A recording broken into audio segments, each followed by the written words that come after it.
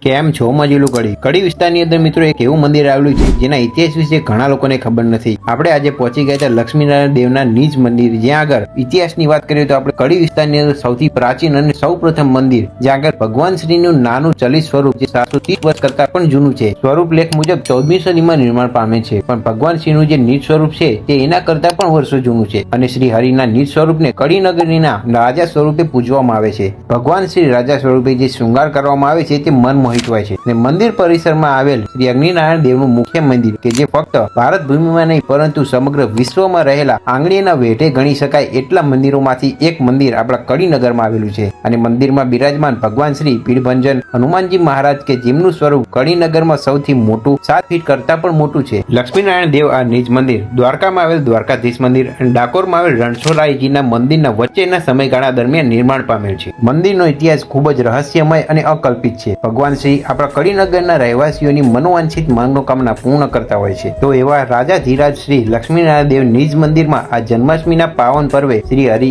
જગતપતિ શ્રી દ્વારકાધીશના શૃંગાર દર્શન કરવા અચૂકથી પધારો અને ભાગ્યશાળી બનો. તારીખ 26/8/2024 ને શ્રાવણ વદ આઠમ જન્માષ્ટમીના તહેવાર નિમિત્તે સવારે 6 થી રાતે 2 વાગ્યા સુધી મંદિર ખુલ્લું રહેશે. મંદિરનું તમામ ડેકોરેશન જેડી ઇવેન્ટ કડી તરફથી કરેલ છે. જન્માષ્ટમીના પર્વ નિમિત્તે દર્શનનો લાભ લેવા અચૂક પધારો. દેતરોડ રોડ શાક માર્કેટના સામે કડી.